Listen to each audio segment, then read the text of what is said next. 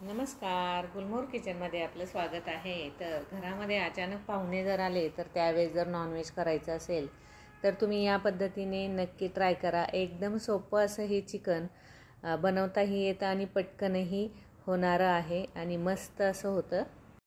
त्यासाठी सुरुवातीला मी इथे 1.5 किलो हे चिकन आणलेलं आहे आणि हे स्वच्छ असं धुवून घ्यायचं आहे 3 ते 4 पाण्यामध्ये, कारण त्याचा मग वास येत नाही. 3-4 पाण्यामध्ये तुम्ही जर धुतलं तर व्यवस्थित असं चवीलाही लागतं.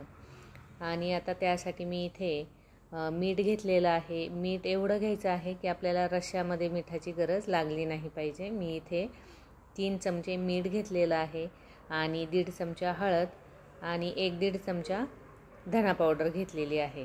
तर आता ही सर्व मिक्स करून या चिकनला व्यवस्थित अशी चोळून घ्यायची आहे हातानेच असं.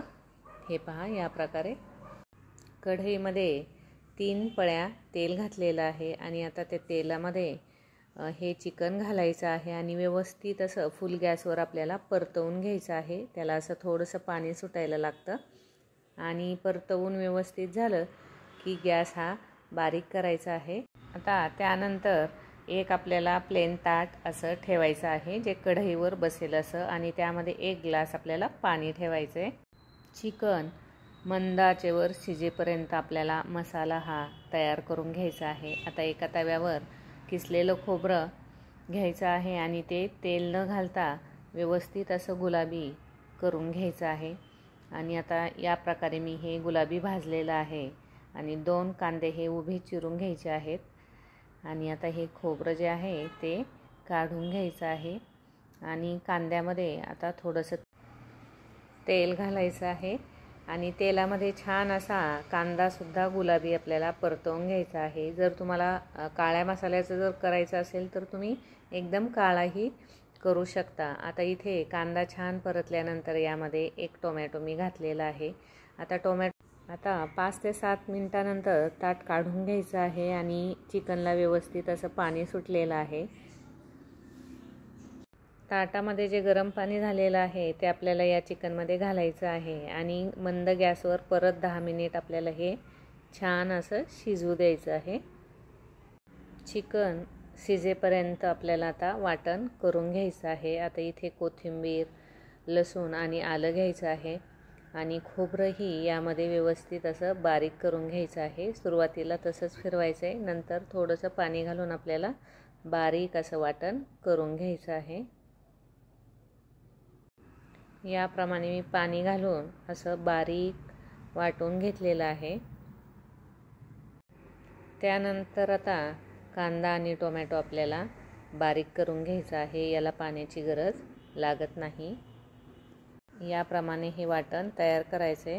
वाटण तयार झालेलं आहे आणि इकडे तोपर्यंत चिकनही व्यवस्थित असं शिजलं गेलेलं आहे. इथे पाहू शकता तुम्ही, एकदम पटकन असं हे 15 मिनिटात शिजलेलं आहे. आता एका पातेल्यामध्ये 3 ते 4 पळ्या आपल्याला तेल घालायचं आहे. कोमट तेल असतानाच यामध्ये तर्री मसाला, चिकन मसाला आणि घरचा मसाला हा मी घातलेला आहे, जे की कोमट असतानाच यामध्ये जर घातलं तर तर्री अशी छान येते. आता हे मसाले जे आहेत ते व्यवस्थित परतवून घ्यायचे आहे. सुरुवातीला आपल्याला खोबऱ्याचं वाटण हे घालायचं आहे आणि अगदी तेल सुटेपर्यंत हे परतवून घ्यायचं आहे. गॅस हा बारीकच ठेवायचा आहे.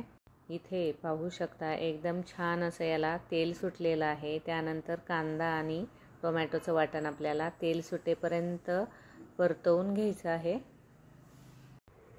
चिकनवरचं जे तेल आलेलं असतं शिजल्यानंतर ते थोडंसं आपल्याला आता यामध्ये घालायचं आहे. व्यवस्थित असं हे परतून झालं की आपल्याला सर्व चिकन हे यामध्ये घालायचं आहे. हे पहा, एकदम छान असं झालं आहे. चपातीसोबत जर तुम्हाला हे चिकन खायचं असेल तर तुम्ही यामध्ये पाणी न घालता एवढंच ठेवू शकता. भाकरीसोबत खायचं आहे म्हणून गरम पाणी करून मी यामध्ये घालणार आहे, म्हणजे छान असा रस्सा तयार होतो. इथे पाहू शकता, जेवढं तुम्हाला पाणी यामध्ये घालायचं आहे तेवढं तुम्ही घालू शकता. पाणी घातल्यानंतर याला 5 मिनिट बारीक गॅसवर उकळू द्यायचं आहे आणि इथे आपला चिकन रस्सा हा तयार झालेला आहे. मस्त अशी याला तरीही आलेली आहे, तुम्ही इथे पाहू शकता। हा व्हिडिओ तुम्हाला जर आवडला असेल तर लाईक, शेअर, कमेंट आणि सबस्क्राईब करायला विसरू नका।